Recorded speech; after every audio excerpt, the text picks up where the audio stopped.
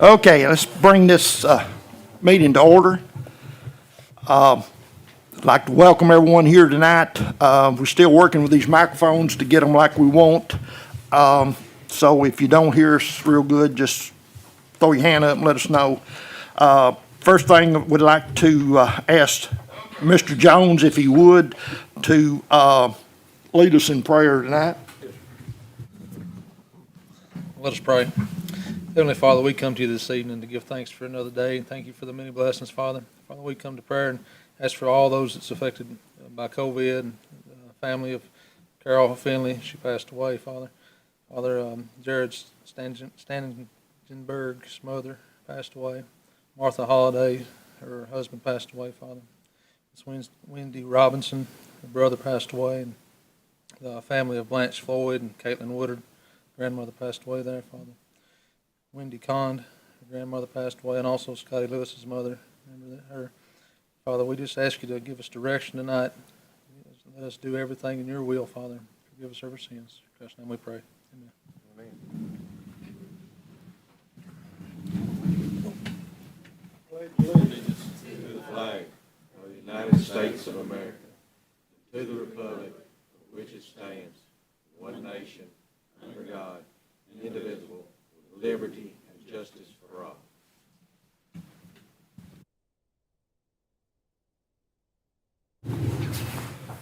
Okay, first thing on our agenda tonight is our consent items.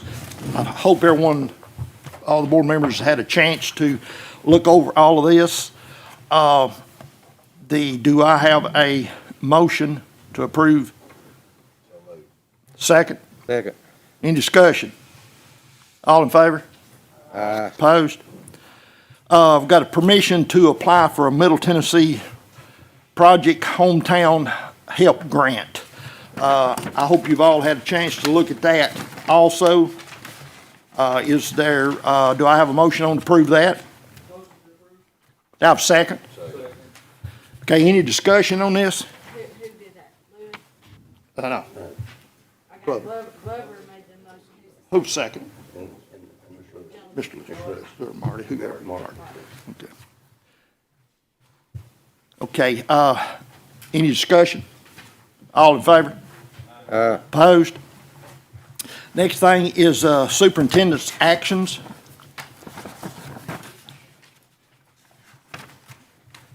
Everyone had a chance to look at that. Any questions? If not, we'll go on to new business. Approval to purchase 2 D78 passenger school buses. Had bids on those, and I believe you had Central State Bus Sales got the bid on those. Is that correct? Yes, sir. Do I have a motion to approve it? So move. Mr. Manning? Second? Second. Mr. Lewis? Any discussions? Final hearing, or is this first? No, it's to purchase. Mr. Manning, you all right with these buses? Okay, all in favor? Excuse me, I'm sorry, roll call. Let's start with a roll call here. Let's start with Mr. Jones. Yes. Mr. Apple. Yes. Mr. McCaleb. Yes. Mr. Taylor. Yes. Mr. Manning. Yes. Mr. Glover. Yes. Mr. Lewis. Yes. Myself, yes. Okay, let's go on to new business item B. Now, this is the renovation up at Carthage Elementary. At this time, I'd like to turn this over to Mr. Manning. He is the chairman of this board. And Mr. Manning. Thank you, Mr. Shoulders. The building committee met last Wednesday along with Mr. Nixon and Mr. Gilmore and Stephanie and Mr. Smith and Mr. Shoulders and Randy and myself and David. He'd already made a tour of it. But anyway, we met up there at Carthage Elementary to take a tour of the proposal of what we need to do up there, and it come obvious to us that it's pretty bad shape, and we need to be working on it. So, building committee looked at it and Stephanie did a great job explaining, so did David, the things we needed to do. It's in really, really bad shape. We've got some stuff that needs to be ripped out and replaced, and so as we was walking around looking at things, I know there's a lot of money sitting here on the table, but the building committee talked about it and felt like we probably need to go with option number 2, which is the addition, adding on to the cafeteria. Because once you get into, if you did option 1, by the time you got in there and started tearing everything up and replacing everything, it made a whole lot better sense once we walked through it just to go ahead with the addition and take into that dock and put them new freezers in. We've got an old freezer. There's some things we should be able to reuse, maybe not at that school, but we could use at other schools. I think there's a freezer that possibly could be reused somewhere else, and there's a few items there that we could reuse somewhere else. But it would probably, the best recommendation that we would make would be to do option 2. We feel like it's been spec'd out, probably on the high side. We'll put it out for bid. David and Stephanie said, maybe we could work on a few things, if it comes in too high, drive some costs down a little bit or something. But our recommendation to the board is that we go with the option 2 for the renovation, and the addition to that would probably be the best thing. And I think there'd probably be some ideas financially. We're not asking the county commissioner, nobody, for any money. We're going to try to work this within our budget. Mr. Smith could probably explain it better than us. Maybe we do it a half and a half or something, because we do realize that there's still got to be some money spent on some roofs, and we're still in the process of that. But we can do this all in phases, I do believe, and make our budget work. Do you not agree, Mr. Smith? Well, that's, we're hoping we can use it like next fixing our top, so we kind of split it between years. And if we can do that and look at that building or that roofing project, if it can hold out, we can patch it long enough, so we're hoping that we don't want to do damage to that particular floor where it's over the gymnasium. But I think the stuff we got coming, hopefully we can budget that and maybe not even get it to refund on it, so we're down our goal. So the building committee, and of course I didn't talk to Mr. Apple, but we kind of want to recommend that we go with option number 2, and that's what we put out for bid. Yes. And we'll entertain any questions, because it's a lot of money. It's a lot of money. But if you hadn't had opportunity to walk through, especially in the detail that we got to walk through, it's in dire need. Mr. Chairman, Yes, sir. Go ahead. I do. Tom and the rest of members of the committee, I appreciate your efforts on that. I did ask you to look at that, so thank you for that. I don't have any questions. I think we all realize that facility is the only one that's never had any renovation was done to it. It's in an atrocious state of affairs up there, and deserves some attention, along with the employees and children that are there. I mean, they've got to have a good facility. So I appreciate y'all's diligence in doing that. And I realize, that money is money, and we've got to live within our means, obviously. But if y'all are content, and Director, if you have a plan, then I don't have any problem making a motion for us to go with your suggestions and move forward. Mr. Chairman, the only thing I've got a question for, I've never been on, since I've been here, so I'm just asking, but there's one line that says that the consultant makes no warranty express or implied that the bids or negotiated cost of work will not vary from the consultant's opinion or probable cost. So what happens if they get in there and they want the cost for $250,000 more, or let's just say, I'm just asking. Okay. I believe, Mr. David, I believe you can answer that. This is just a budget bid. We've not even begun to do the actual bid. Marty, it would go into, I think he needs to understand, you go in at that point, it gives us an idea of what the cost, it could be. Let us know that, don't go by this. Yeah, this may be, they may come in, like I was telling another board member a while ago, they might come in half that or more than that. We have no clue, but it's just an idea of what the project, so we can start. It's just The school bus price is set as a school bus price. Yes. This right here, when we finally Well, yes, at that point, once we agreed on it and we decided on what we would send out that spec sheet that David's had developed from the engineers, and then everybody would be on equal playing ground and they would bid, and then we'd know, it'd be like a house that if you moved in here from somewhere and you didn't know what the cost of living was, and you hired me to come out there and say, Marty, you could probably build you one from 2 to 250,000. You might build it 175, or it might be, depending on what you want to put in it. But it gives us an idea of a budget of where we can start at. Okay, I believe we've got a motion from Mr. Lewis. Do I have a second? I'll second. Glover? Any more discussion before we go to roll call vote on this? Okay, we're gonna do a roll call on Mr. Jones? Yes. Mr. Apple? Yes. Mr. McCaleb? Yes. Mr. Taylor? Yes. Mr. Manning? Yes. Mr. Glover? Yes. Mr. Lewis? Yes. Myself, yes. Okay, from that, we'll go into discussions. It's policy amendment recommendations due to the TSBA policy manual annual audit. Mr. Chairman, Ms. Morris sent those to me. Every year, you pay for the TSBA to look at your policy book and make changes, suggested changes, based on changes in the law and other needed changes. And they have done that. This year's probably as large as I've ever seen it, to be honest. But in looking at these, probably 80 to 85% of them need to be implemented. So I will get with the central office and we will probably have a rather large policy amendment change for your board book in January. For the most part, these are just, they took out some items that are covered in other policies. So things that are duplicative of what's there already. I don't see anything significant in these. They send these periodically throughout the year, but then they do an annual audit of everybody's or whoever pays to be a part of that. And you pay for it, so I suggest that you do it. And that'll probably, you'll have a great number of these in January. Okay, you've heard, Minor changes. Jamie's recommendation for us on this. Do I have a motion? Apple. Apple? Have a second? Second. Glover? Glover.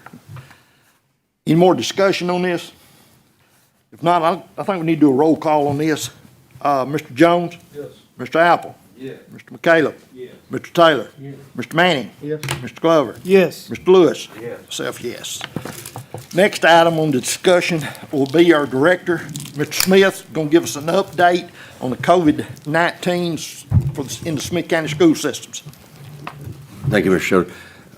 This is not on the agenda, but I want to start out by saying this, and we're going to recognize her next week. She's out sick. Ms. Gotchkoff and her bus transportation, they got 100% inspection on their buses. That is unbelievable. That's never happened before. The state actually showed up here yesterday, didn't know she's sick, and was going to surprise her, but if you see any of you, that's unheard of, and if you're in that, you can understand how big a deal that is. But she's out sick, as much of her transportation department is. I've actually brought Mr. Vaden. I'd had some questions from some of the board members about, how high school students basically are counted for attendance and that kind of thing yesterday. We also had, I've got Miss Brittany here, so she's in the trenches with me, or more I just gotta help her a lot of the time, Tricia and I. But it keeps three of us pretty solid on it, and again, we talk pretty much every day, 7 days a week. But if you got questions for them, are here for resources. Our numbers, we're on the, I think if we hadn't went to the hybrid schedule, we would have sure enough, as I was telling Mr. McCaleb earlier, one thing it's allowing us to do is space children out, space staff members out. We're doing a better job. Instead of sending home 10, we're sending home 1, 2, 3, because we can space them. Mr. McCaleb, you'd asked me about buses. It gives us the ability, you can never get all of them 6 foot apart, but it does give you the ability, again, if a bus driver is getting it, for example, hopefully we're getting 1 or 2 versus where we're getting 10 or 12 before, and that's hopefully stopping the spread of the virus too once it's in the bus. It has hit us tremendously hard in the transportation department. Like I said, I know she won't care for me to tell Miss Diane's down and several of her inner workings there that works on a daily basis. We've actually getting some more reports there. I think today, waiting on a test or two to come back, and it may be really crippler, and hopefully the break here with 2 days, I figured it with her today, if we get through 3 routes. Everybody in the central office, I can't commend enough. Tim, I know you're driving day and night helping them, and most of our central office staff, you're being principal part of the time at Smith County High School, and Angel's been across, and everybody in our central office staff is pitching in and trying to help to get through this. We've got teachers, we've got some of our supervisors teaching in classes from Union Heights to helping out across the road here. So it's been a total team effort, and I commend them for that. As of today, we had 393 students. Is that the ones that just came in, Tricia, just as we was walking in the boardroom? 393 students that are affected. We got 79 staff members. We've been especially hammered this particular week at Smith County High School. As many of you know, we had, I know Friday, I think we had 29 faculty members out, and 15 of those was actually positive. Most of those weren't quarantined that was left. They were actually sick going and getting tested, and they've been still coming in waiting on tests. So at Smith County High School, we had 15 actually students positive, and we had 91 that was quarantined. Had another 19 employees. This is today that is positive. So it is real. We're getting hit pretty hard with it. That's basically, or one reason I think you're going to see it get a little better is because we are so divided, and we got most of our sports programs shut down just straightly by quarantine. Union Heights, I know their sports programs are shut down. Gornsville boys and junior high. Am I leaving anything else out over there? And it's shut down. Smith County High School, every sports program over there, I think, shut down. Every coach over there, and I think I'm telling you right, every coach and every player on one of the teams has had a positive test. That's unbelievable. And Smith County Middle boys and girls are shut down. So, you know, hopefully with the Christmas break and this come in, we will get a little relief here. You guys had asked me about trying to find something. We bought some sprayers that are cutting edge, like your stadiums are using. We put one of those in both high schools to spray facilities down. We've also brought, if you'd like to see them, we bought 4 hand sprayers. It's the latest technology, but it's using the CDC. It's using our chemicals. We didn't have to buy a special chemical to keep reloading these things with. It's what we were already using, but like the handhelds will do 2,800 square foot on a tank. You could probably spray this room down in a matter of 3 or 4 minutes, and they fog, and they're pretty neat, and hopefully that's going to help.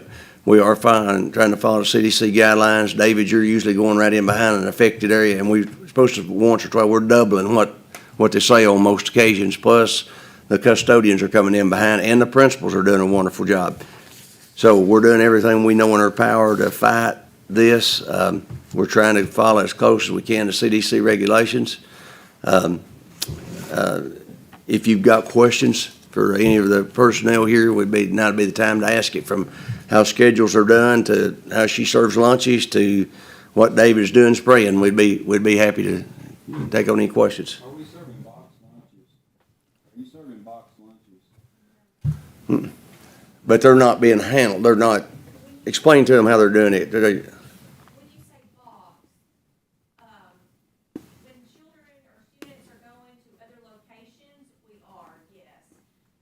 And the students that are picking up, the virtual, the remote students that are. Marty, like on a remote day, she's serving box lunches because she's. Play, just like we would get at a restaurant. In other words, I was at Union Heights the other day, and a parent pulled up and said, I've got 4 students. They went and got them a box lunch and brought them to them. Yes.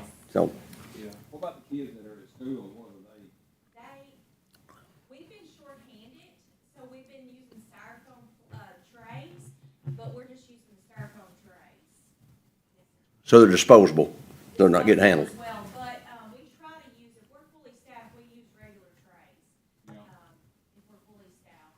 And I'm sure they're being spaced out in the lunchroom. Oh, yes, sir. Absolutely, yeah, and we would encourage you to come and see all the different.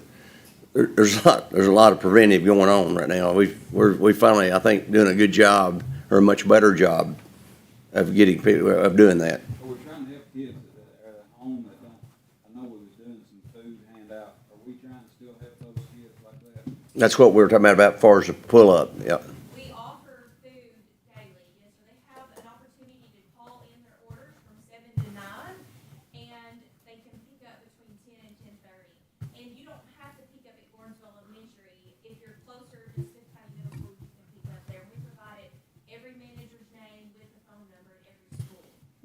you think you're handing out comparatively if you had full students here? I mean, if you, 80%, 50%? No, sir, not very. That's one thing that bothers her, and it's hurting her department because we're not feeding as many students as we was, and we're trying to do everything we can to get it to them.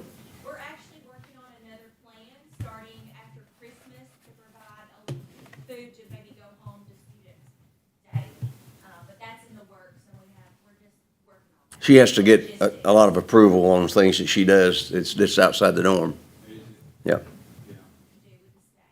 It'd be good if we could get more food out, if we could make it accessible, Yes, we are working on that. We actually had a small visitors meeting with a few schools today, planning to finish those tomorrow. Work with the principals on Thursday about that, and try to see the logistics to start after Christmas. Okay. Yes. Mr. Smith, you got anything else you need to, I don't, unless anybody's got any questions for me. any more questions from anybody on what's going on, how we're doing this? I understand that what y'all doing, and everybody's following CDC guidelines, and you're doing a good job with it. But it's not only in this school system, but in the state, it keeps spreading and spreading. I was looking at the idea of everybody wearing masks. How do you feel about that? That's, I guess I'm not trying to be politically correct. I don't, you've got, I want you to understand. you've got one group, that, it's about 60-40. You got 60% don't think you should, you got 40% they Well, I should. understand Yeah. that, people get ideas in their head and they only want to listen to things that correspond with that idea. And it's kind of like in law enforcement, it's a fight or flight type deal. So, I'd like to make a motion that we make mask mandatory after Christmas for everybody inside the school system. Is that how that we would go about that? And we just, whatever we do, I think we need to be reunited on it, you know what I mean? Mr. Chairman, I'll second that for the sake of having it open the table now where we can have open discussion roundabout with it. All right. You've got a motion, you've got a second from Mr. Lewis. Are we gonna have a discussion first? We're having to have a discussion right now. Would you like to start? Well, I'm talking about this over in my district, New Milton. We got what grade over 1 through? Pre-K too. Yeah, and you're not seeing it over there like you're seeing at the figures is right there. Yeah, you're not seeing. We're not seeing it in any of the earlier grades overall. And I think that's across the country. If you look at statistically speaking, Where do you think you're seeing the break at? High school? you're probably, really your high school, your junior high up. I don't have it like broke down, so I don't want to throw out misinformation out there, but just, if I was thinking off the top of my head, it really starts to hitting 7th and 8th grade, and then they're really contracting the virus more as far as symptoms at the high school level. People's getting it and they don't know they got it, that's how it's getting spread. Yeah, that's the problem. They're probably at a higher infected rate than the older students, but they're asymptomatic, they're not showing, but they're carrying it. So This one, if you got a second grader and you can't make him work, you won't send him home? that's what I need guidance on from Jamie down to you guys, Keep telling them. because it's gonna be hard, it will be a challenge. I'm not gonna say it's not to keep it on, and Our younger, our teachers that are teaching the younger kids, they're already having it hard enough. You start putting mask mandate, a kindergarten teacher is not going to be able to keep 20 kids with a mask on. It's just not, it's not going to happen. Kindergarten teacher's not gonna be able to teach if they're sick. They're not going to teach if they're running around telling them to put a mask on either. So You got people, they got it in their mind that you're not gonna make me wear a mask, blah, blah, blah. And I understand that, but people's gotta put things aside and look at the numbers. Like today, Tennessee, went to the #1 state in the United States per capita in the COVID. We're #1. That's not a real proud statistic to be #1. Have we got those in, have we got the better filters, the N90, is it the 94, 95, is that what you would be? putting on the Well, I don't Oh, think if you did that, you could mandate a mask. N95 mask, It'd be a face covering, I would needs think. to be a cloth cover, 'cause, Face cover. N95 mask, it keeps you from breathing in, but don't keep you from putting out droplets. You can still sneeze and they still go through an N95 mask. The Yep. N95 mask actually requires you to be medically Trained and, trained, you have to be signed off in the pre-buy position to wear. We don't have anyone. it would have to be what's called just a face covering, correct?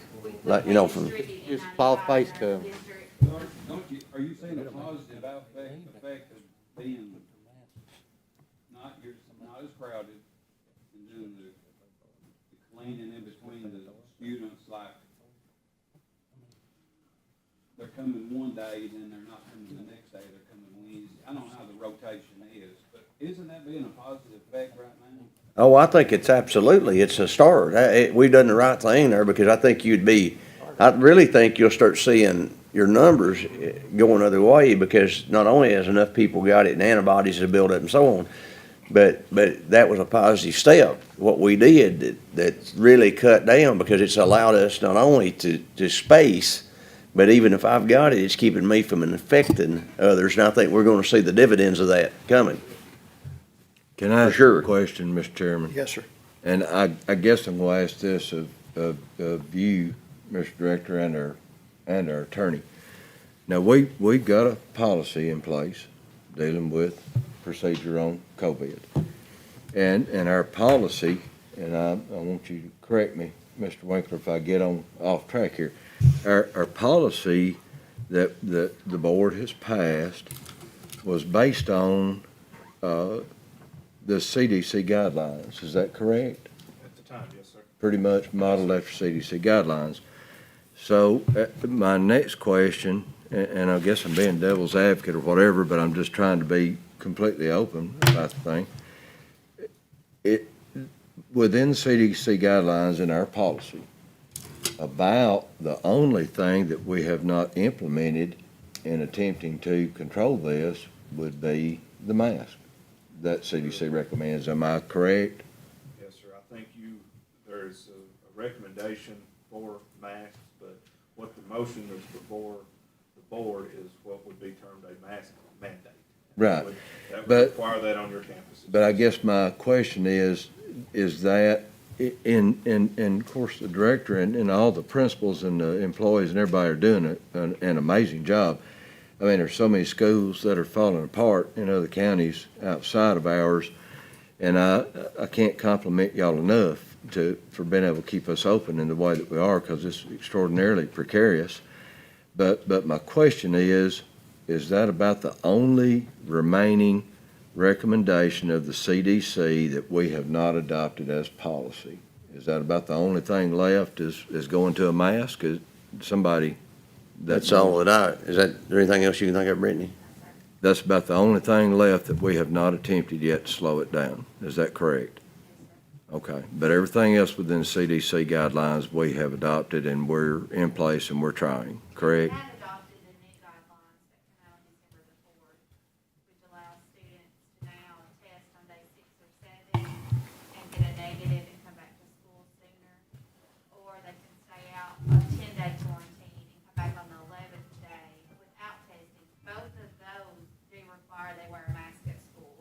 And we have, when we call parents, we do tell them that by choosing one of those options and not staying out the full 14-day recommended quarantine from the CDC, still recommends that as their number one option, staying out the full 14 days. And they do have to wear a mask to come back to school. Well, And parents are aware of that when we call them, and we've had several that have done those options. and the entire point of my question, if y'all will give me the gravity to continue for just a moment, is, and I realize it is not a popular thing. I understand that. I wear one all the time, and it's awkward, and it makes things difficult. I put my glasses on, I can't see anything. It fogs up and all that. But popular and trying to be methodical about managing something may not necessarily be the same thing all the time.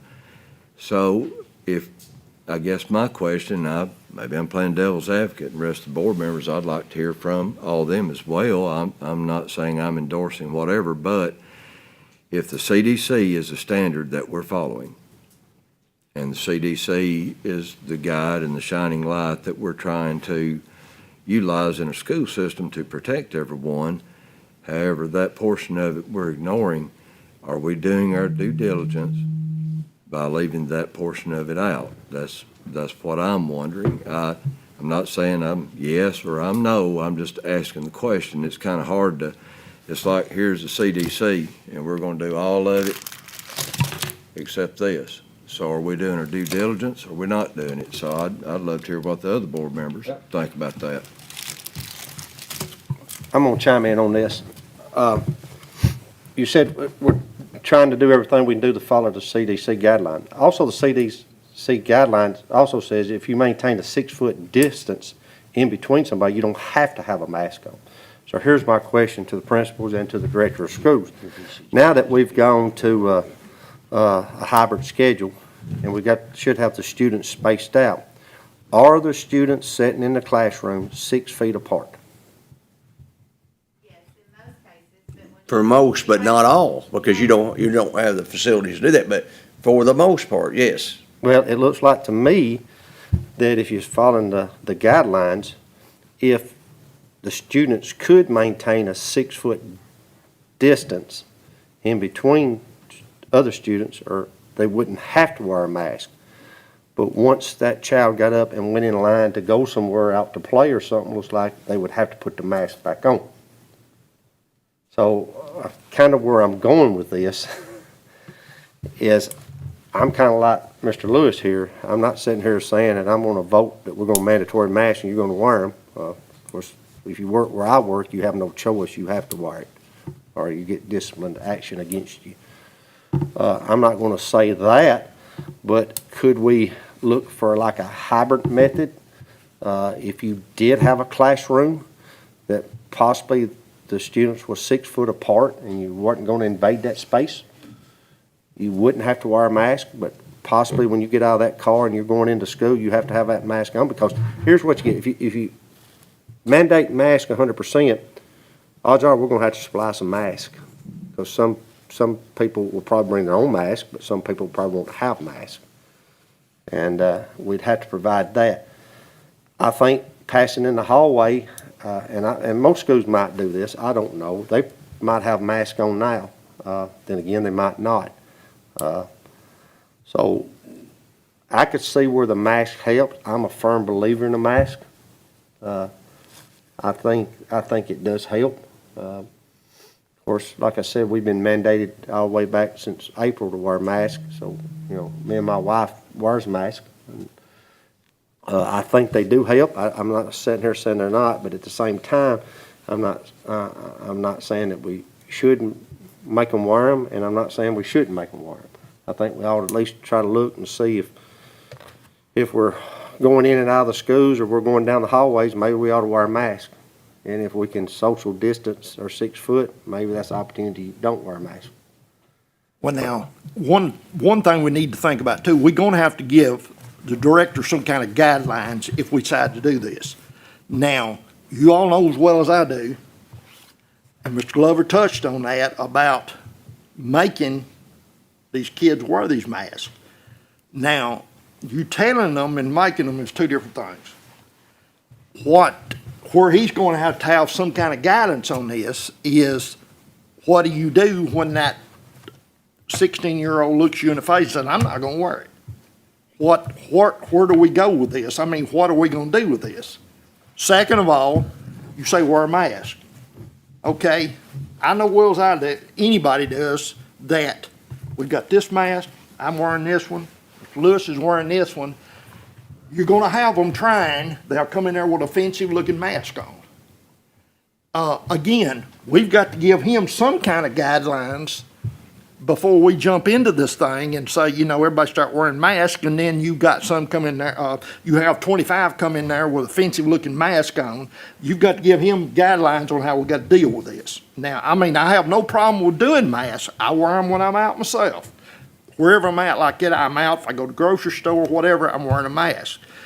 but we can't just say wear a mask. We've got to have some guidelines to work, to do all this under. You know, and visitors, do you want visitors wearing them? Do you want teachers wearing them in the halls? Do you want, Yeah, PE like I say, classes? I we've mean, got there's a lot. He's got to have guidelines on what, when he goes in there and tells his faculty, all of his principals, okay, when you go in back to school, you're gonna tell these teachers they've got to do this, this, this, and this.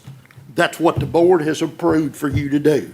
That way, we're all on one page. Nobody, we're not on 2 or 3 different pages here. When the director tells every principal what he or she is going to do, then he or she goes into that school and tells those teachers what he or she is going to do. Mr. Jones? Well, we're looking at one thing.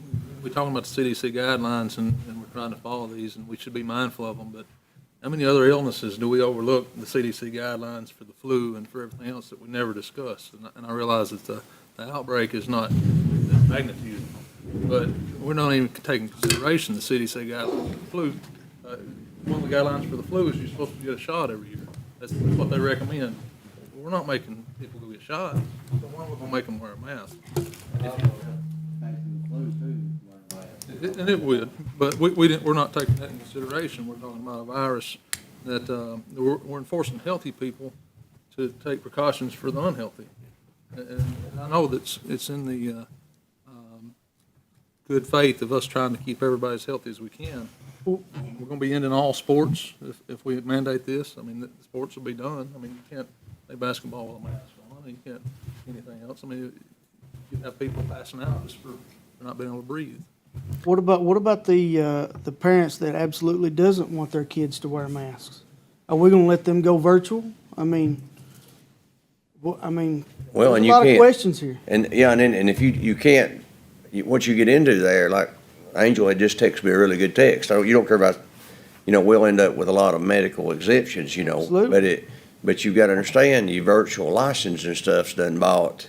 You'd probably force them in, not saying that's right or wrong, but they'd probably look at a homeschool or some kind of medical exemption so they could get on, homebound, would be a possibility. Mr. Winkler would like to. Well, I want to be, what the motion Mr. Apple made is perfectly appropriate, and the one that Mr. Lewis seconded is perfectly appropriate. That's not what this is about, but you are under the discussion section of your agenda. This is obviously an issue that will touch every student, every teacher, every member and parent of the public. I would recommend that this be a new business item if the board intends to vote on this. If that means you have to have a special call before school resumes, then that's, just what you have to do. That would allow some more time for study and possibly some guidelines as to what you had in mind as well. But I am not saying that to say, the motion Mr. Apple made is perfectly appropriate, perfectly within the purview of this board to do. You're setting a system-wide rule effectively, and that is perfectly appropriate. But I do think it probably, as it touches everywhere and it is under the discussion at this point, it likely does need to be a new business item. Your next meeting is, I suppose, January the 19th, and if that's too late, the chairman has every authority to call a special call with one item on the agenda, and that can be clearly stated so that, everyone's on notice as to what this board is going to consider. But I would recommend that it be a new business item because I think it's certainly that important, and you're attempting to set a system-wide rule at this point. And if that's something you did choose to do as a board, you'd have to give me and the staff time to get together kind of what's something to present back to you in the guidelines. I got a question. Yes, sir. Say my kid is sitting next to Susie Q over here. And my kid's wore the mask the whole time. Susie Q gets the COVID. Is my kid going to be quarantined now? But she's been wearing the mask. That's supposed to keep them from CDC guidelines doesn't recognize whether you got one on or not in her 6 foot. correct. So it doesn't keep my kid from getting quarantined either way. So Mr. Chairman, Yes, sir, Mr. Lewis. just to clarify now, ladies and gentlemen, as I said, I seconded this so we could have this discussion. Not saying I'm intending on whatever. I just think that the entire board, like Mr. Jones and Mr. Apple, Marty, and everybody else in here, and Randy, it needs to have the opportunity to express their feelings on that while we're on that topic. Of course, we can't do that without a second, so, here we are. But, I just want to hear what everybody else got to think. I think, Mr. Apple has a point, and it has some validity to it. I understand what Mr. Jones is saying. Well, got an excellent point with validity to it. But I just think, for me, I wanted to hear from all the board members about their opinions. That's the whole point for a second, so you can have some discussion about it. Yeah, Mr. Jones? Mr. Winkler? Yes, sir. For this to be tabled for the next meeting, it would have to come from the first or the second, or? I believe that's correct, yes, sir. The motion's on the floor, but again, I would highly recommend that this be a new business item, because you're setting it. It would have to be from Yes. the motion made or the second. Yes. Mr. Glover, you got anything you want to add? Now, I mean, I wear a mask every day because the state requires me to wear one in the courthouse. If they didn't require me to one, I probably wouldn't wear one. I'm not a big pusher for it. I think it should be a choice. But if it's not going to keep my kid from being quarantined, I really don't care for her wearing one. I want my kid in school, and it's not going to hurt her either way. Okay, we've got a motion and a second. We've discussed this, so we're gonna have to vote on this, and if you're not in for it, just vote no. If you're for it, vote yes. Or you can remove your second and you can remove your motion, either one. Can I ask another question? I don't mean to draw this out, Mr. Chairman. Is that all right? Yes, sir, go right ahead. Again, we're all sitting here. Is it just, does no other board member have an opinion? Because I'd sure love to hear what it is. There's just a handful of us talking about it, and I'd love to hear from everybody. Does anybody have an opinion? There's not a right or wrong opinion. It's not like pass, fail. I just want to know how everybody feels about it. You know what I mean?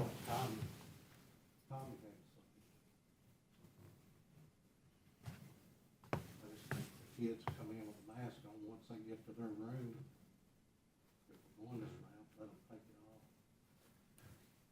They leave, go down the hall, put your mask on. I just don't think a child should have to wear a mask all day. Marty's got his hand up. Okay, yes, Marty. Go ahead. My opinion is, and it's strictly my opinion, that's why, the mask, if we knew that they worked, it'd be a no-brainer. And, I had COVID at my house, my wife had it, and I had a son there, and he didn't get it. And he didn't wear a mask, but we kept him upstairs and we stayed downstairs, but we passed in the house, so we were, but we wasn't just, we were socially staying apart. And I'm like Mr. Jones here when he said, if we're going to go 100% CDC rules, then,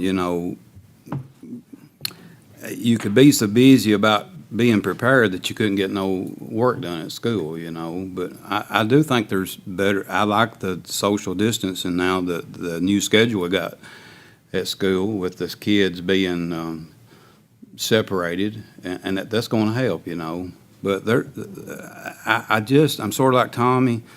I got a problem trying to make a kid, I'd hate to know when I was a senior, somebody said, you're going to wear this. I'd hate to know how to be now. I know how I am now. I know how to be then.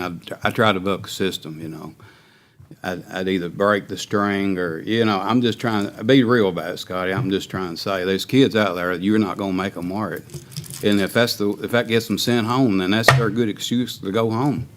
I'm going to go home, So I don't know if that's the right thing to do. If I thought it did, then I'd be 100% for it. But I think we just need to, discuss this and see what our other options are. Again, that was my point. I wanted to hear what everybody else had to say. And we have kids that wear masks all day, every day. We have some in our school system right now.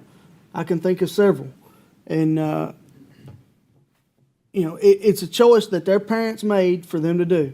And I feel like that's what we need to leave it as a choice for the parents for the health of their own child. Anything from anybody else? We're gonna have to vote on this because we have a motion and second.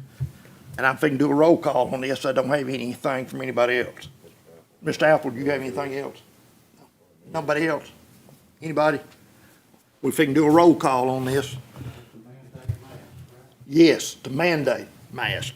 Well, Mr. Chairman, Yes, sir. he made the motion for the sake of discussion. Yeah. He didn't make the motion to approve to vote on it. So you'd have to go back, I believe, and ask Mr. Lewis if he wanted to change his second to a second. He made the motion for the sake of discussion. Discussion on it, okay. So we don't have a second yet. Does anybody, you did not second Mr. Apples, you just seconded it for a discussion, correct? I seconded it to allow, because we could not have a discussion without, and that's Just the whole ask for a point. second on action on the motion. All right, on the floor, we got Mr. Apple's motion. Do I have a second on it? And you're saying the second would be to Vote to do this, to mandate Action on the masks. motion. That's right, that, mandate masks for children and employees. for the whole school system, yes. Is that correct?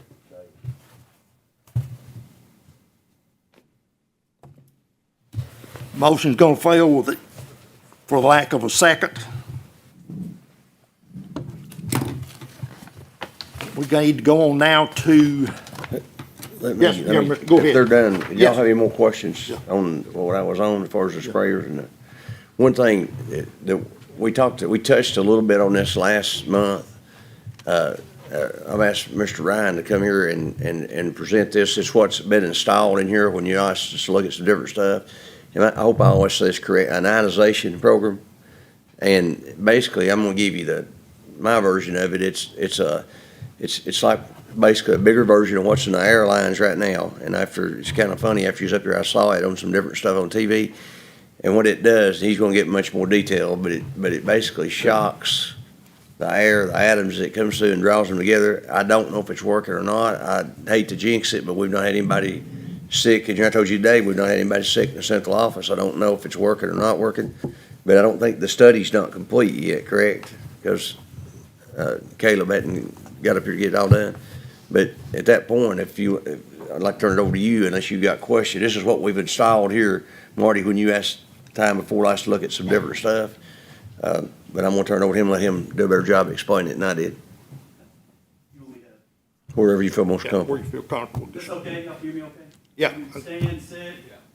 That's strictly up to you, whatever you feel good about. Okay, okay. Sit, stand. I don't think I need that, I can, unless, my name is Ryan Ball, I'm with Johnson Controls. I've been a part of the school district for probably about 4 years now. I've known Mr. Smith, Mr. Nixon, and board members, new and present. We've been a part of kind of improving the infrastructure in the school district. Still working on a lot of things, right? Part of, I kind of joked about this earlier on, about we're kind of married through the whole, next several years as part of this agreement. And as part of that agreement, I mean, I feel it's when we come across new technologies and in the HVAC world and purification, for example, to share that with people. We have COVID calls. We have a national K-12 director in Memphis, and we have K-12 calls about once every 2 weeks, and in particular over COVID. So we talk about other school districts, what they're doing, how they're dealing with COVID. As a matter of fact, there's a website that talks about, if you want to look in the state of Tennessee, if they're mandating masks, if they have a athletic program. Murray County actually just started mandating masks. All this time, they had not had any masks, had not seen an increase in COVID. So now they've recently kind of gone to it. I don't know why, but if you're interested in that information, I sent Barry the link that you can look at any state, look at what they're doing. It's pretty interesting. So this is information that's out there for you to really see who else and what they're doing. Now, what we're talking about, what I want to maybe kind of show you is the science behind this air purification system. There's a lot of discussions, and I feel for you because it's like you can almost turn on a different news channel and someone has an opinion, and you're kind of like, which way do I go, right? So what we're looking at and what we put in, there's really a couple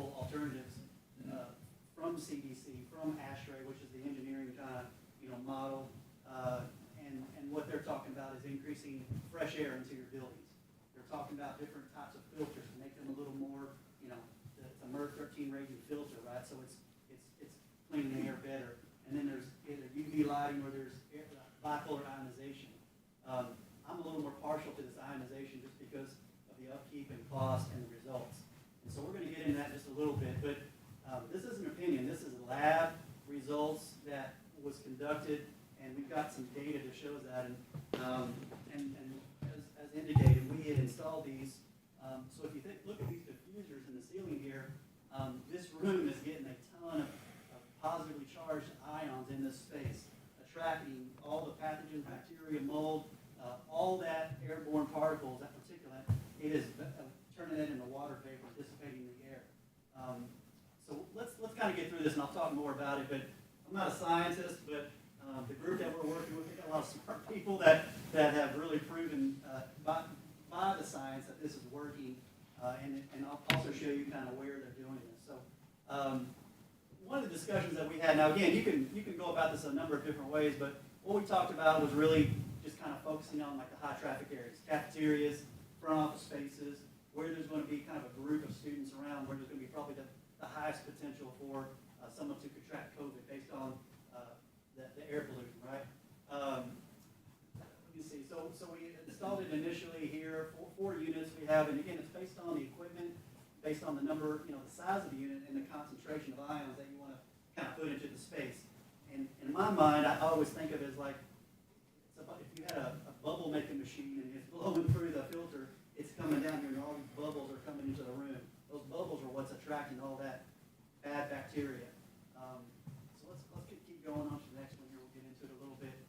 So again, you might have heard of UV lighting and kind of the pros and cons, and I just wanted to kind of talk about bipolar is active, which means it's pushing these ions out.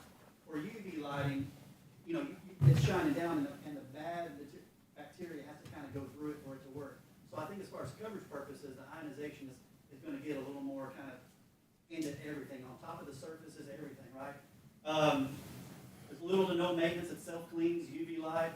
You got to replace those bulbs, and there's a number of things I can't even read on the chart there, but it's basically just comparing it to UV light.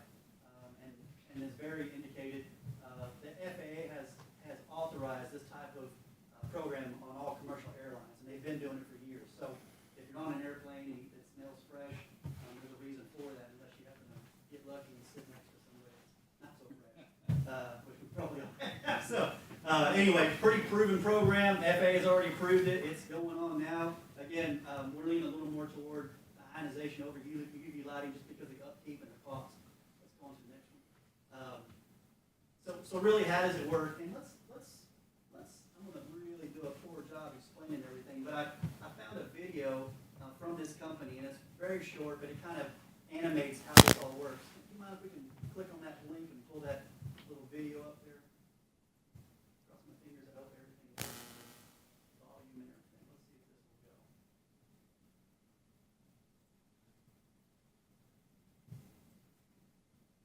That rule of thumb about trying it before you present. I apologize. David, you want to take the part of the nail, and I'll do a few little kind of. Yeah, I'll be the mayor. Give me the mail. There's a master volume. Does this thing run 24 hours? Whenever the unit is blowing air, so it goes through this like invisible. Is that bar up there? So yeah, when the units are pushing, when the air is on, it's pushing through this wall, and those ions are pushing through the space. But if air ain't running, it's just Correct. Well, all right. Like this thing shut down, so that the microphone. I'm sorry, I can see all of these. You guys have my card right there. To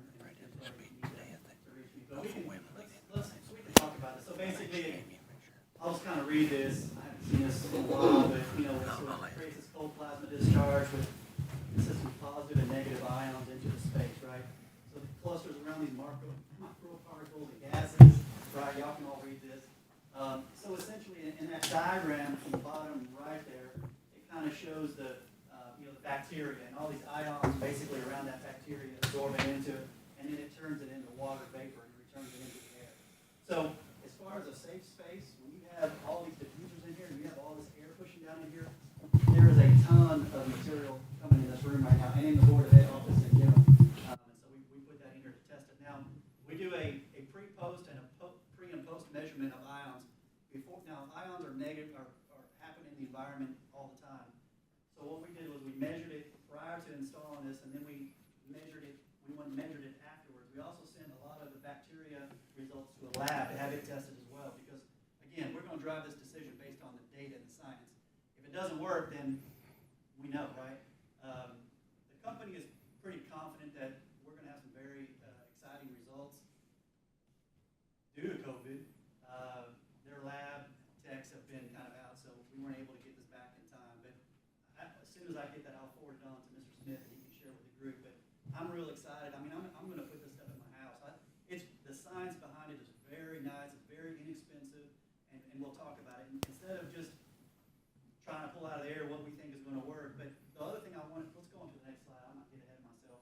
I had a handout.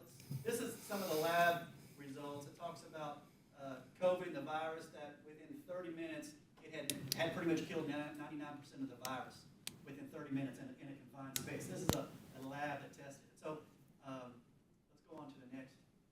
This is what kind of the devices look like, the quantities at the schools. So again, we didn't look at the whole school district. Well, we did, but we looked at just spaces where we think might have the highest concentration, the cafeteria where all the kids are kind of gathering.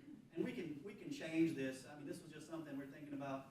Let's really focus on where the issues could happen. If you wanted to go in every piece of equipment, every room, that number grows to, it was around 350,000 or so.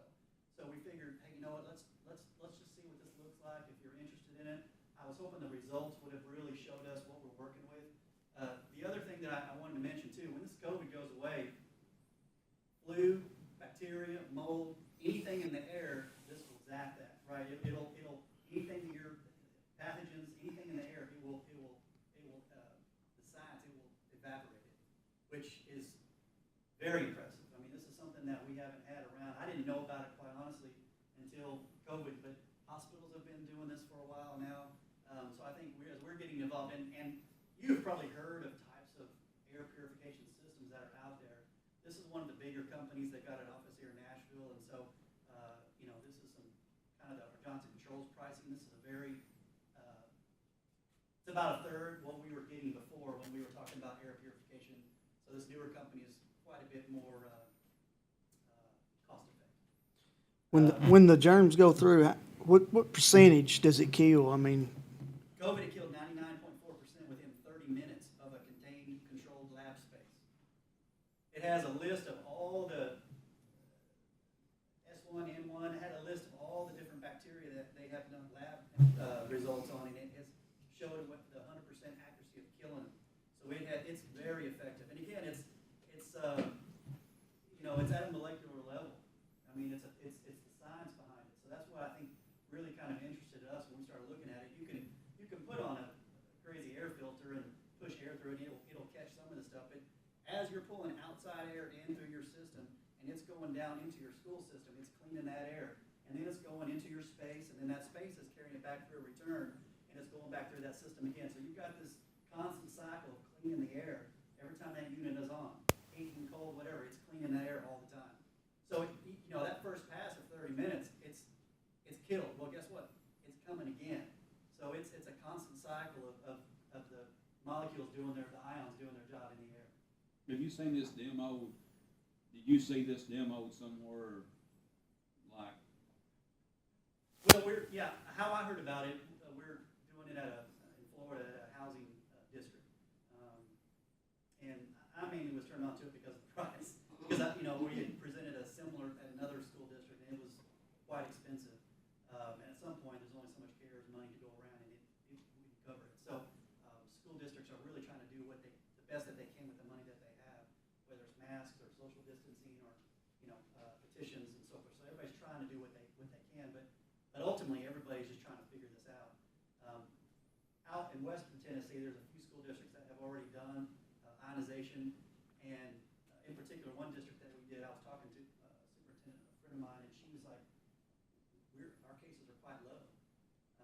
And again, is it because of this? I don't know. Is it because they social distance? I don't know, but science shows that it, without doubt, is killing this bad bacteria. And again, I live in Wilson County, but you know, we're out with flu. I mean, I think before COVID, we were out a couple weeks because of flu. So this is something that can also, you know, again, think about the dollars being spent. When COVID goes away and you're investing dollars in something right now, how is that going to help you a year from now? Where this technology is costing you a little bit right now, and it's self-cleaning. It doesn't wear out. And then if you have to change out a unit, you can reattach that to a newer unit, so the technology stays with it. And again, I'm really amazed by it. I'm surprised that everybody should be doing this. In those districts where it's used now, Yep. did they just put it in like the main areas, or did they put it throughout the school? They put it everywhere. But they had some CARES money, and the county actually gave them on top of the money for the school districts. And it gets different in each district. Some people just, you know, they have different funding, you know, opportunities to do that. But this is not new technology, this has been out. I know.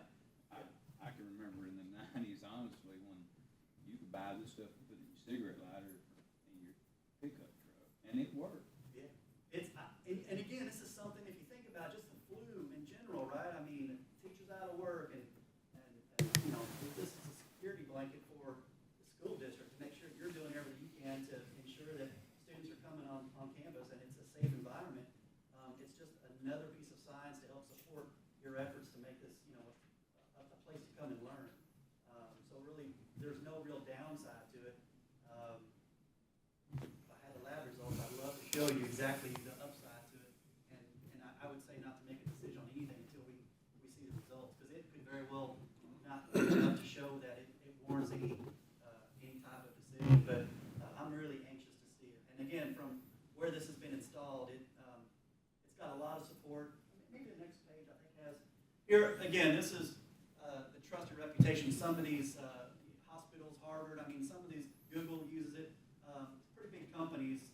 And when I talk to the company about other places they're doing it, Penley, again, a lot of people are already doing it and have been doing it. So I'm just surprised that, you know, again, Johnson Controls, we do a lot of technology.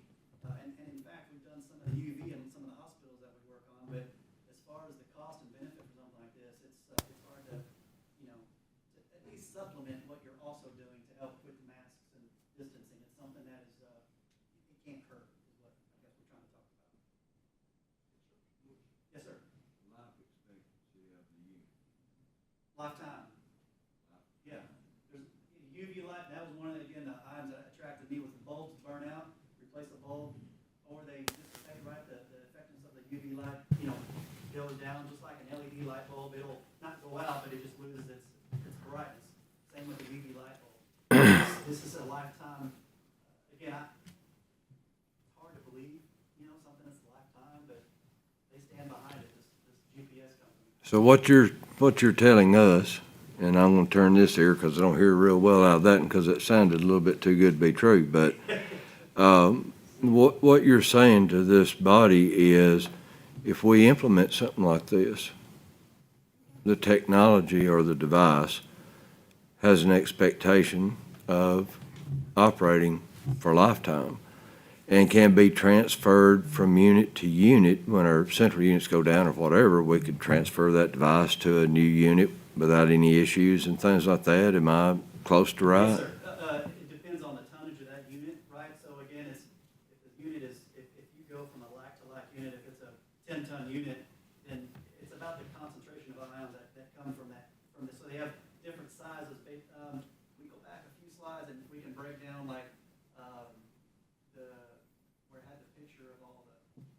So the GPS, the iMod, the SE2 quantities there, those are because of the different types of mechanical equipment up on the roof or in the space. And so based on the size of that equipment, yeah, if you need to pull it off of one particular unit and move it to another unit, I think it's simple. I mean, if you look at the piece of equipment, it doesn't look exactly, you know, as the way that we're talking about it. But it's hardwired in, and then it's a plug and play. And what's the cost on this? The total for, to put it in, call it the COVID, the room that we're putting kids now that we got designated for sickness. If we put it in that, and you could put it adjacent maybe to the offices, 'cause that's where the main traffic area is. And it was the cafeteria, those three Well, the areas. configuration of the building, sometimes. But this wasn't putting in every building, every unit, it's just designating the high traffic areas. Yeah, it's like, I think it was here, I mean, there's some units, or maybe it was there were some units that serve more than one room. Well, some of them quads. Yeah. Some of them on one, some of them So on two. whether you might serve that COVID room, it might also serve a front office, wherever that ductwork is leading that out to is where it will serve. And so, at a minimum, we wanted the COVID room and a high traffic, front office area, and the cafeteria was a couple of the ones that we had kind of discussed, that might be a starting point. But, ultimately, I mean, you go every unit, and it obviously increases, you put more ions into the space, but, obviously that's not up to me. Is there any type of government or tiered program to offset cost of this? Is it available for it? The CARES money, it's covered, right? So part of the legislation that talked about, COVID, technology or air purification, the HVAC, this is included in that, but until we know if there's anything else coming, it's probably all that CARES money, I think, is probably all spent. So, but as it is right now, we're not, the only districts and city halls and folks that I've talked with, they had to use this kind of earlier on. There was I think, an application deadline to apply for those funds earlier on. And I think a lot of people bought laptops and Chromebooks and things like that. Just probably didn't figure this would go on this long. Any more questions from anyone? Mr. Smith? Mr. Apple, I do think there would be some smaller grants that we write each year. It might be a thing that we done it over, like we did the security system and stuff. It might be something we done over a period of time, and I do think there'll be some more, I feel like financially, there's gotta be some more stuff coming for stuff like that. So I think we could probably look down the road. I do, I guess I'm always skeptical, and you know that from dealing with it. I wanna see what the before and after was, but it makes sense when I went back and researched the FD, or the airlines was using it, and like Marty said, I even saw, leaving a truck stop, they were using them in semis, I thought of you, I thought, well, you probably was doing that. So I know it's got some background to it, but I wanna see the real numbers, and then I look back, if I was coaching, I'd want one in my dressing room if it's treated for sickness, and when you said it even knocks smells out the common cold, that kinda caught my attention too. Yeah, mold, anything airborne is what it is. But I wanna see what do you think we'll see the numbers on it? I left some very direct voicemails in the past 2 days. It's actually installed in this building. We put it in this building, so. That's what I was saying, I mean, this Yeah. room with this many computers in here, you are getting a very high number of ions in this space. And if there was a safe room, based on that information, this is it. And you've got a few in your office, so you're pretty safe too. I don't know if anybody, good, but you're safe. So, again, I think the lab results will really kind of show, hopefully something that will, lead you to a decision. Mr. Lewis, you, I and you may not have this answer, and I'm sorry, I don't mean to keep just making you sit down and stand up, and, you can sit down all you want to, it doesn't bother me. And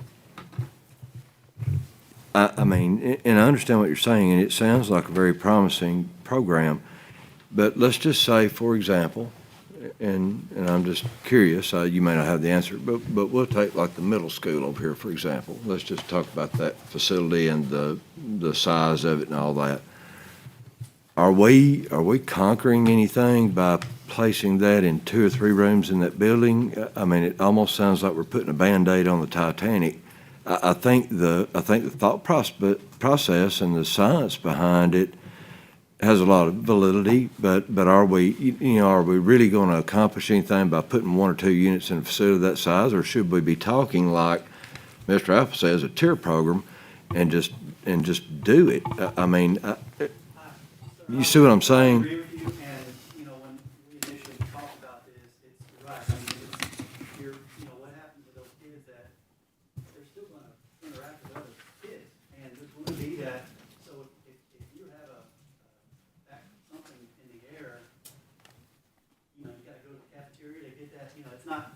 working, right? So, I will tell you that, you know, the way these devices are set up, you could tier it in, right, based on budgets and how you want to do it. And again, based on the life expectancy of these units and the ease of maintaining these units, it really looks, you can maybe put a few in here or there.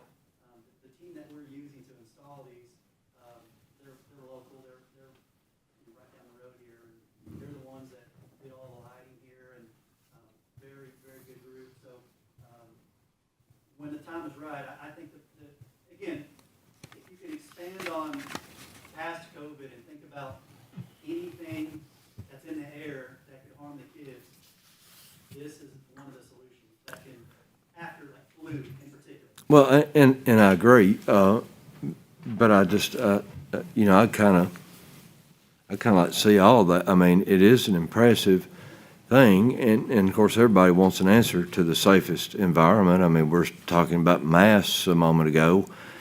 I mean, you're gracious, I'd a lot more see that in place everywhere than people having to wear a mask, but I don't know, you know, Mark, you know, if we're just gonna put it in this room and the rest of the building's wide open, have we accomplished anything?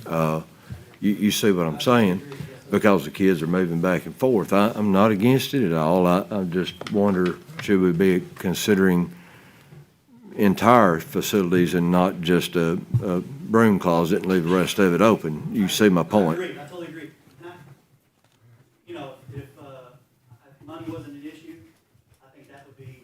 Well, money's always an issue. I think, Mr. Lewis, part of the theory though was, you know, if it works, we'd like to do it, as you saw there, but our theory was thinking if, you know, Dr. Smith had it and was waiting for a parent to pick them up, we'd keep them isolated and kill that virus, at least isolate it while it was in that room. And if we assume we liked it with an idea, it's not an issue to build onto the system, correct? Well, it's just per unit, right, wherever there's a mechanical unit. That's right. But I totally agree, if it works, it'd be great to be able to do that.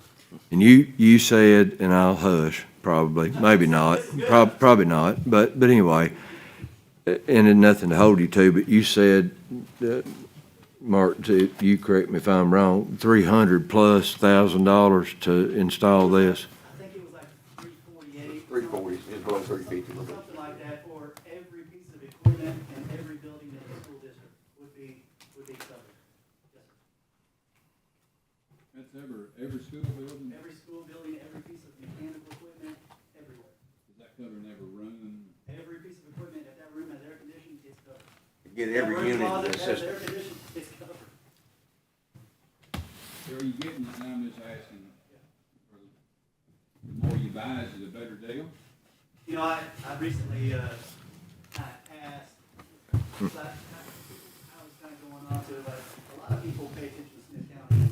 We work with a lot of folks in Upper Cumberland, and everybody's kind of asking. I mean, I was just in Overton, and we're doing jobs in Jackson and Overton, and they're kind of waiting to see what y'all do. And that's why I was expecting these lab results to be in, so that we can have something concrete to show. But I think everybody's really curious about it, and the folks that have already done it, or some have done UV, or someone's doing something. And now, we've got, 95 counties or so, and so there's probably, you know, maybe, that I know of, maybe about 20 counties have done something. So there's a lot that thinking this thing is a hoax and going away, right, or masks. But this discussion, I think it's, a lot of people are watching to see really, because, again, it's you know, it's a molecular. Would it work in a basketball gym? Absolutely. Is there air conditioning in the gym?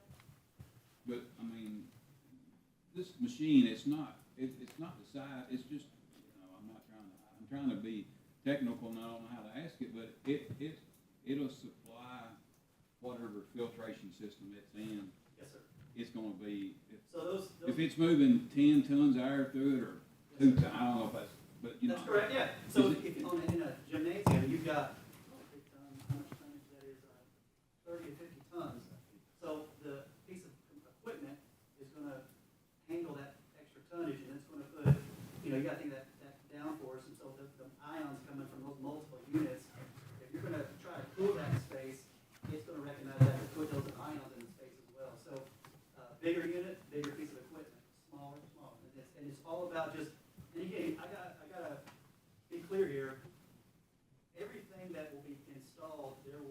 testing on it, right? So it's not just, let's cross our fingers and hope it works. There's gonna be mechanical tests behind it. Are y'all testing it or the manufacturer? We're sending it off to the manufacturer. They have the lab, well, not the it's actually a third-party lab, it's not even a manufacturer. And maybe that's, They don't have no interest in it, they're just giving you the data, right? yeah, correct. We have a lot of wall units in our schools. They hook onto a wall unit. Yes, sir, it's called, it's an IRIS, so those P-TACs that are in your school, it lays across that fan. In your classroom, typically you have two of those P-TACs in each room, and those, they have an 18-inch and a 32-inch, and those are, I don't think that we have any of those listed, but the cost on those are They had them for years and we was tripping. So you figure $300 per classroom, and, again, it's pretty affordable. So you're saying a lifetime expectancy of the piece of equipment, The company does. and then, but not just the COVID, of course, that's what's on everybody's mind right now. But moving forward, as that virus, it gets reined in and under control, we're talking about flu, we're talking about mold bacteria, which is extraordinarily dangerous. That it would control all of those things, correct? Am I saying that right? You are. I gave Mr. Smith the printout of all the types of airborne viruses and bacteria that they have tested in the lab and how effective this equipment has been in mitigating all that bacteria.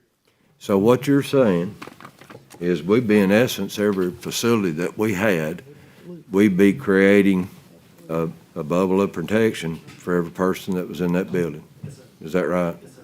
Okay. Let me ask you another question so that I understand. Let's say that Scotty comes to this room and that I have contracted COVID, but I'm not symptomatic or anything like that. We'll call me a carrier. Anything, where I'm breathing or coughing or whatever, it's going to kill that and protect David sitting over there. Is that right? I don't know. I can't answer that honestly. All I know is that in the space, anything in the air, if it comes out of your mouth, and it's airborne, the molecules are attracted to that, and that's when it turns it into that vapor. So, I mean, I'm sitting next to Dave here, and I probably shouldn't have, but, I want more science. I want more of that. I mean, that's maybe a question that we can talk about. I mean, you understand where I'm headed with that. If someone already has and they come into a space, that space is going to be neutralized. And if someone enters into that space and there's something, I don't know what that would do, but I know that if there are things that are coming out of you that isn't in air, I'll tell you right now, if you're not bringing in fresh air into school, you're circulating this bad air right now. Yeah, of course. And that could very well be a big problem. Are we doing that, David? Are we bringing fresh air in school? Not in most of it. Because I was reading yesterday on the CDC line, and they said exactly the same thing, you need fresh air. This ionizes the airflow, but Yes, sir. so your air doesn't have to be on, your furnace doesn't have to be on, you just gotta have airflow. Correct, But your unit's not on running, it's not working, is it? correct. So your unit would have to be put on continuous, I guess, if, They are anyway. We don't turn our units off, no, we do scale them back in unoccupied times, but we never turn them off. so they're running 24/7. They run 24/7. So when they would come in, when a kid comes in the morning, they've got a clean bill. Liz, They go to you know- lunch, they come back, they stay gone for 30 minutes, they come back from lunch, they go in their classroom, they got a clean Well, bill. let's just say, for instance, that we're not doing a good job of changing our filter, I'm just putting it out. Is this unit still working even in front of dirty filters? You gotta think about it, if you think about it, it's bringing that outside air in, and it's going through that compressor, that air handling unit, and that piece of equipment is set up, so when it goes through there, those ions are coming out into the space. Whenever it's going through that return, that's when you have that filter, whether it's changed or not.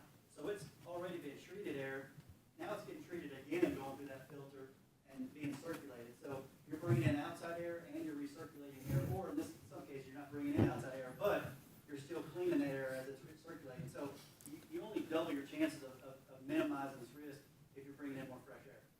David, can I ask you real quick? I know that the temperatures in the buildings are set and this, that, and the other. When, let's say that this room is set at, I don't know, we'll say 72 degrees. And when it reaches that, the central unit, stops, correct?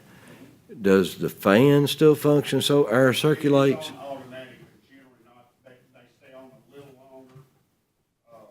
It just doesn't shut down, it go down, and there's a 2 degrees when it drops, and when there's a temperature out, then it'll kick back on and run again. But it would have to be on continuous to work. It wouldn't, on standby, it wouldn't be working, would it?